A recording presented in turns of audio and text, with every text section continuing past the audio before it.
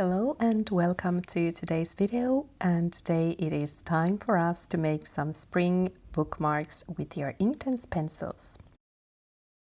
As you know, this is kind of a tradition here on my channel. I like to make seasonal bookmarks, and as it is spring, it is time to make some bookmarks for springtime. And what better medium to do this than your Inktense pencils? I simply love to use these for this kind of illustrative art kind of, and small little pieces, art pieces that can be used for your bookmarks or even greeting cards if that's what you like. And we will have some wonderful spring themes today. So we'll start with a little bunny, and then we have some tulips and also a little kind of a spring branch with some green leaves and pink flowers.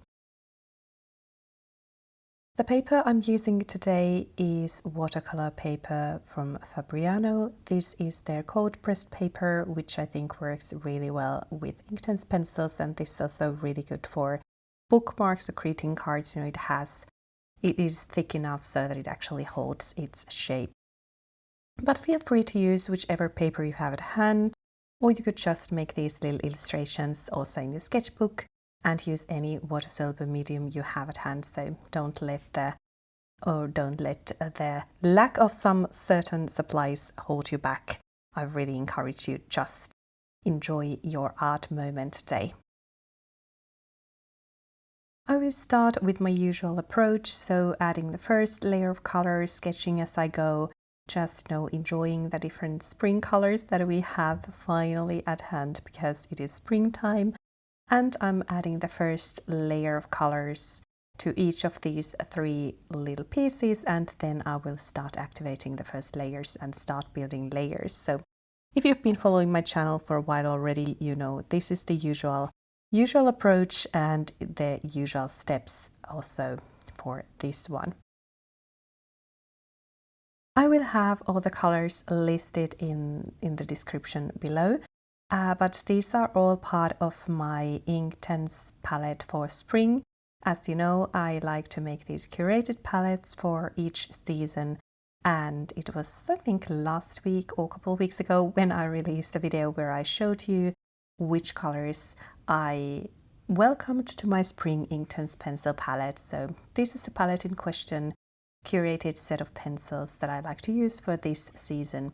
So I have all the colors that I'm using for these little pieces listed in the description, but as always, don't let the color choices limit you either. Whichever colors you have at hand, you can definitely find something like red and brown and green, and that takes you a long way in this little art session.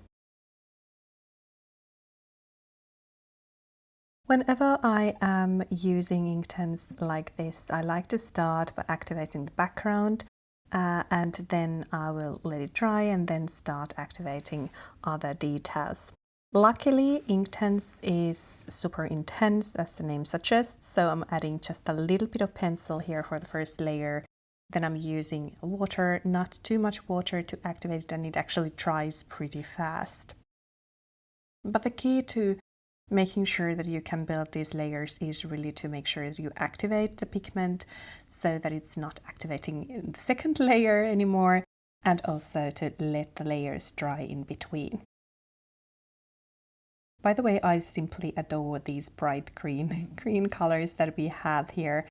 I think it is so inspiring after a really long winter season to see these bright colors here on my art table again. While we're building this first layer, and you can see the colors and color blockings coming together, I wanted to let you know that you probably noticed this week that you didn't get the usual Monday video from me. So I used to, and I have been uploading 2 videos per week for a while already, and my usual upload days have been Mondays and Thursdays.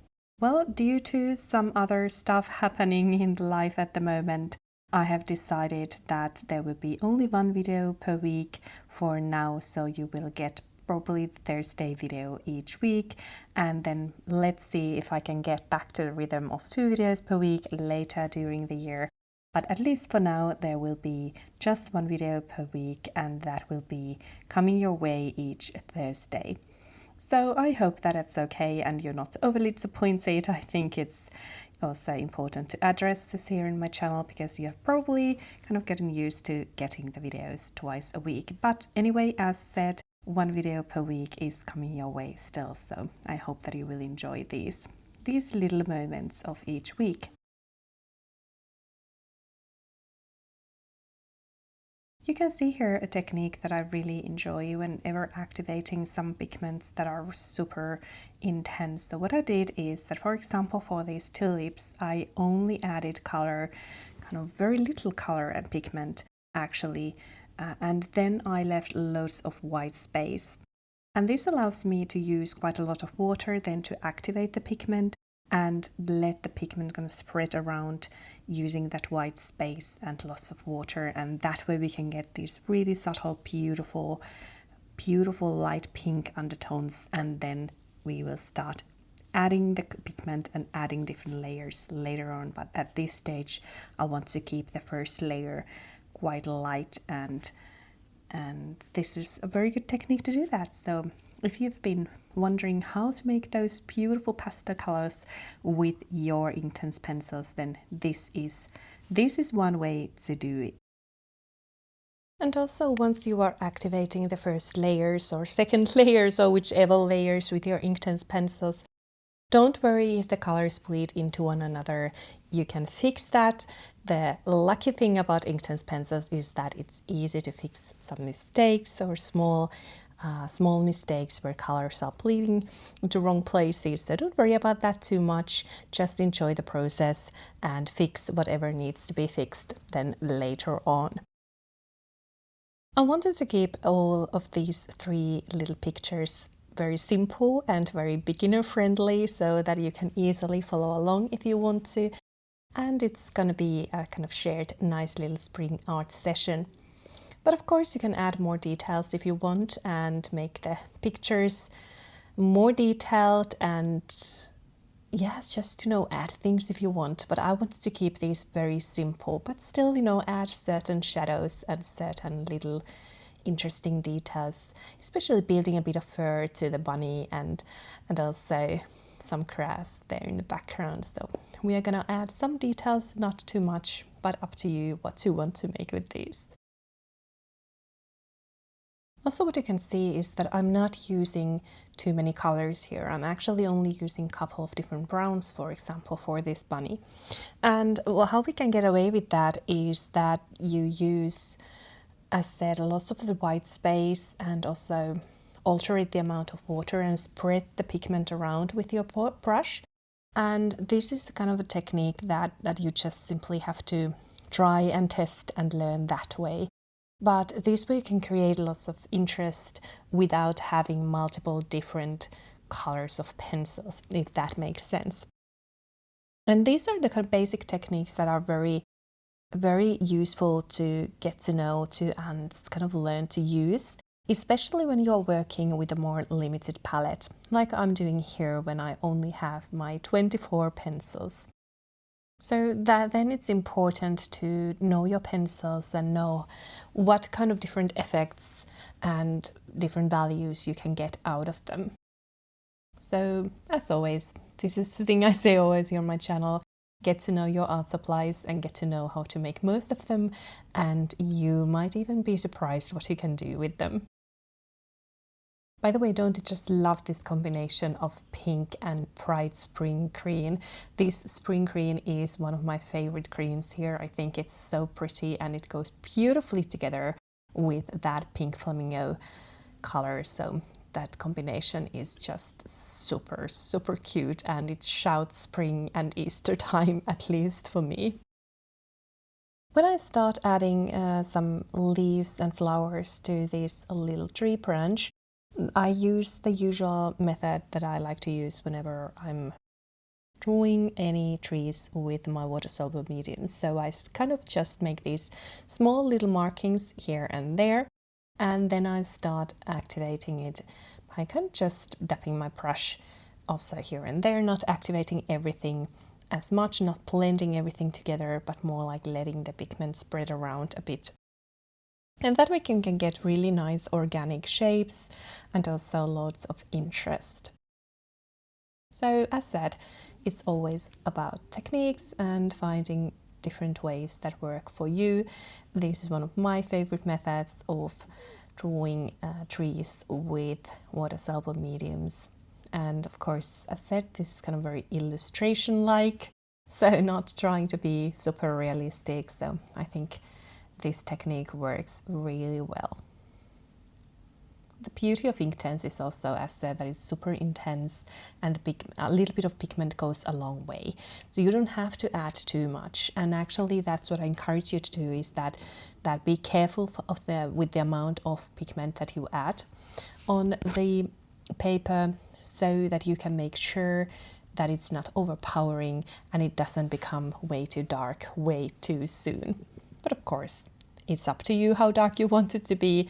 But that is one lesson that I learned when I first started working with these pencils, is that you have to kind of be careful how much pigment you lay down in each step, especially if you enjoy working on layers as I do. Then it actually makes a lot of sense to just, take one step at a time, not adding too much pigment right away. And that way you can make sure that you also have those lighter values preserved and not everything becomes super, super dark. Let me know in the comments if you are someone who also loves to read and loves to make their own bookmarks.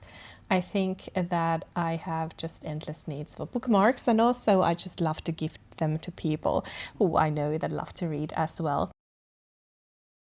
They are such fun and easy, simple project, quick to make. And it can be so inspiring to have seasonal bookmarks. I don't know, it's just something that makes me happy, and I can't wait to get to use these bright spring ones for the next few months. This was also the first time I was using this seasonal palette of 24 Inktense pencils that I've curated for spring, and I have to say I was really, really happy with the color choices, especially with the different greens. I only have a few greens here in this palette, and they worked really well together, just as I hoped and thought they would. I also am super happy with how that pink flamingo color actually is super versatile and can be used a lot. So I was really, really enjoying using this curated palette, and I can't wait to use it more during the next months to come. Here where I live, well, it's as said end of March, and it's not super spring-like yet. I mean, there is no more snow, at least. There's like a little bit of snow left in some shadow places, but not much at all.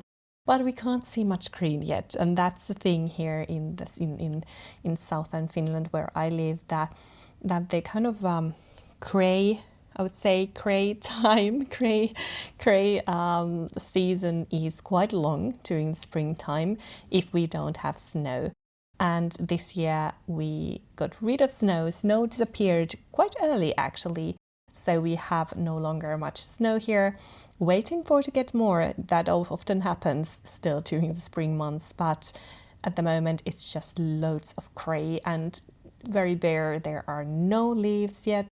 But we can hear birds singing, which means the spring is on its way. But it's gonna take, I would say, at least 1 month more before we can see actual signs of spring. But spring is on our minds already, and I can't wait to have the beautiful greens and beautiful flowers popping up, and then we're gonna enjoy them. So for the final white details, I'm using the white Inktense pencil, and I'm dipping it very carefully in water, making sure that the wood part is not dipped at all. It's not going to be wet, but only the kind of tip of the lead will be a little bit wet, and that way it will release intense amount of pigment. And that's a great way to give And that's a really great and useful way to, kind of simple way to give those final white details to your little drawings. But be careful with this technique so you're not ruining your pencils. But I'm not overly precious with my art supplies. I want to test and see what works and test new interesting things, and I just love this method. As you can see, also I'm not activating all the final details and layers that I'm adding, and that way we can get some precision and so interesting mark makings. And then I am splitting the paper into 3 so that we can actually have our 3 little bookmarks. And this is always the part that I really enjoy, when you see those little pieces of art as their own individual pieces. So I hope that you will also enjoy this.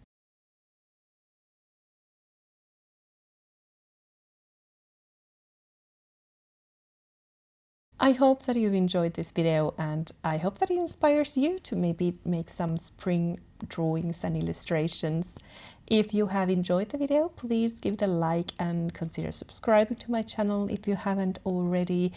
And if you are someone who loves Inktense pencils and would like to see more tutorials and more tips, please visit my channel. I have a full playlist full of Inktense videos. But I will see you very soon in my next video, so stay tuned. Next Thursday will be our next video day, and I will see you very soon. Thank you so much for watching, and bye for now.